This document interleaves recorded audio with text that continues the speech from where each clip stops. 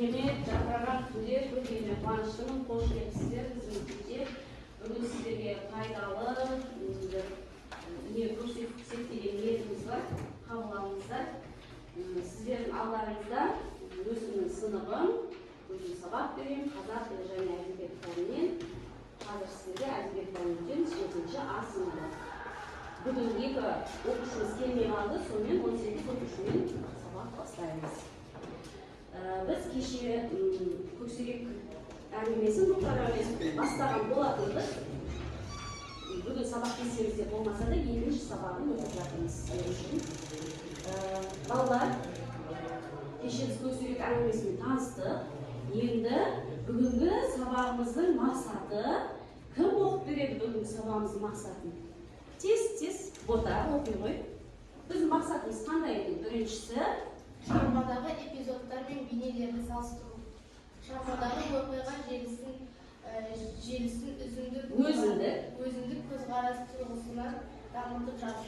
Балалар, осы 2 мақсатқа біз қазір 45 минутта жетуіміз керек. 2 мақсат көп емес па? Бізге қиын емес па? Эпизод, бейне дегенді білеміз ба? Бейне дегеніміз не? Оны білетіндерге сенімдімін, иә? Ол не? Кейіпкерлеріміз, иә? Ал эпизодты білеміз ба? Мына оқиға желісін сіздер жақсы жалғастырып жаза алатындарыңызға мен сенімдімін. Бізге бүгін жаңа болып тұрған бұл эпизод. Ерасыл оқып жүрші, көрінеді ме? Көрінбесе мына жақтан сұрайын. Көрінеді ғой, иә?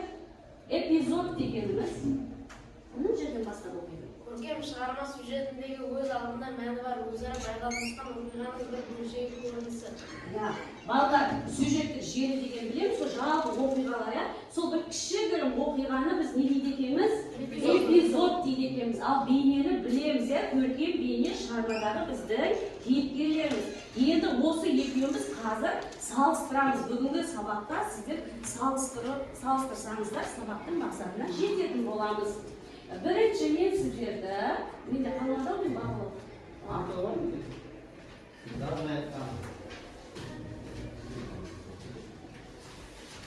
Топқа бөліп алайын, қазір келеміз да, менде мына жерде кішкене эпизодтар, тіркестер, белгілі бір сөздер, сөйлемдер бар. Қай кейіпкерге сәйкес келеді, сол топқа келіп отырамыз. Тез келіп ала қояйық. Оқып жіберіп, нұрға тез оқып жіберем ғой. Ен, бала мен қасқырлар екені. Бұл қайсы?